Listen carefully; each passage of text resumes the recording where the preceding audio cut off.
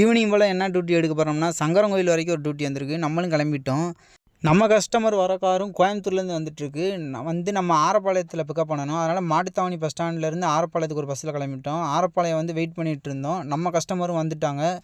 என்ன வண்டினா ஃபோர்டு. நம்மளும் ஒரு கஸ்டமர் மட்டும் இங்கே மதுரையில் இருப்பாங்க. 3 பேரை ஏற்றிட்டு நம்ம நேராக சங்கரங்கோயில் கிளம்ப வேண்டிதான். ஃபுல் நைட் ட்ரைவாக தான் இருக்கும் பாருங்கள். சிட்டியை விட்டு பைபாஸ் ஏறதுக்கே ரொம்ப நேரம் ஆயிடுச்சு. நம்மளும் ஒரு வழியாக பைபாஸ் ஏறிட்டோம். நம்ம போகிற ரூட் என்னென்னா திருமங்கலம், கல்லுப்பட்டி, ஸ்ரீவில்லிபுத்தூர், ராஜபாளையம் வழியாக சங்கரங்கோயில் போக போகிறோம். நம்மளும் இப்போ தென்காசி, குற்றாலம் ரூட்டை பிடிச்சி கிளம்பியாச்சு. நம்மளும் ஸ்ரீவில்லிபுத்தூர்கிட்ட வந்துட்டோம். ஸ்ரீவில்லிபுத்தூரில் திருவிழா போல் தேர்லாம் ரெடி பண்ணி வச்சுருந்தாங்க. கோயிலையும் லைட் டெக்கரேஷன்லாம் பண்ணிகிட்டு இருந்தாங்க. ஸ்ரீவில்லிபுத்தூர்கிட்டே ஃபியூல் கம்மியாகிடுச்சு. அங்கே ஒரு 1000 ரூபாய்க்கு போட்டுட்டு ரிட்டன் கிளம்பிட்டோம். சங்கரங்கோயில் ஒட்டி வரையிலே ஒரு கடையில் நிப்பாட்டி டீ ஸ்டாப் ஒன்று போட்டாச்சு. அங்கேயும் டீயை குடிச்சிட்டு ரிட்டன் கிளம்பிட்டோம். சங்கரங்கோயில் வரவே 11:45 ஆயிடுச்சு.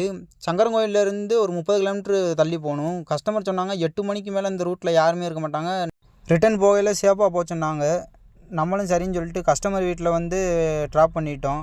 இங்கே ட்ராப் பண்ணையில் மணி 12 மணிக்கு மேலே தான் இருக்கும். கஸ்டமரையும் சேஃபாக வீட்டில் விட்டுட்டு நம்மளும் கிளம்பியாச்சு. நம்மளும் திருப்பி அந்த ரோட்டில் வரல ரொம்ப த்ரில்லிங்காக இருந்துச்சு. ஆள் நடமாட்டமே யாருமே இல்லை. நம்மளும் ஒரு வழியாக மெயின் ரோடையும் பிடிச்சாச்சு. கொஞ்சம் திருப்தியாக இருந்துச்சு. வழக்கம் போல் நம்மளும் சாங்கை கேட்டுக்கிட்டே கிளம்பியாச்சு. மதுரைக்கு இன்னும் 94 கிலோமீட்டர் இருக்குது. நம்மளும் பைபாஸில் ஏறிட்டோம். பைபாஸில் ஏறி போய்கிட்டே இருந்தோம். ஃபாஸ்டாகில் வேறு பேமெண்ட் இல்லை. அதனால் கப்பலூர் டோல்கிட்டே ஒரு ரெஸ்ட்டை போட்டோம்.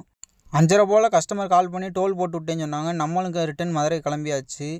நம்ம கஸ்டமரும் கீழவாசல்கிட்ட ரூம் போட்டிருக்கேன்னு சொல்லி லொக்கேஷன் அனுப்பிவிட்டாங்க. நம்மளும் லொக்கேஷன்கிட்ட இதுதான் கஸ்டமர் தங்கியிருந்த ரூம்பு. நம்மளும் கஸ்டமர்கிட்ட காரை சேஃபாக கொடுத்துட்டு நம்ம ஏரியாவுக்கு கீழவாசல்லேருந்தே பஸ் இருக்குது. அதனால் கீழவாசல்லே பஸ் ஏறிட்டேன். ஓகே காய்ஸ், இந்த டியூட்டி முடிஞ்சிச்சு. அடுத்த டியூட்டி அடுத்த வீடியோவில் பார்ப்போம். நம்ம வீடியோ பிடிச்சிருந்தால் லைக், ஃபாலோ பண்ணுங்கள்.